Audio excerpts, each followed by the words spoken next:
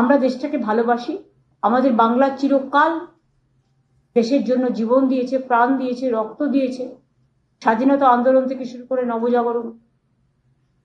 কাজে আমাদের দায়িত্ব এবং কর্তব্য কোনো রকম ভয় না পেয়ে, প্যানিকি না হয়ে, একদম ঠান্ডা মাথায় সবটা আগলে রাখবে।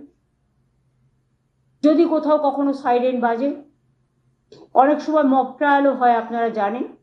কারণ অনেক সময় ধরুন সেই 71-এ যুদ্ধ হয়ে গেছে লাস্ট, তারপরে কার্গিলের একটা ওয়ার হয়েছে, সেটা কাশ্মীরের মধ্যে সীমাবদ্ধ ছিল। তারপরে পালাকোট বা এগুলো তো আপনারা জানেন, এগুলো ছোট ছোট করে হয়েছে, পুলমা। কাজে এদিকে আসেনি এসব। কিন্তু আজকের যদিও এখনো এদিকে সাথে সম্পর্কই নেই, তার সত্ত্বেও যেহেতু আমরা অনেকগুলো কান্ট্রির বর্ডারে আছি, নর্থ ইস্টার্নের বর্ডারেও আছি, সুতরাং সবাইকেই একসাথে ভালো করে চলতে হবে, শান্তি রক্ষা করে।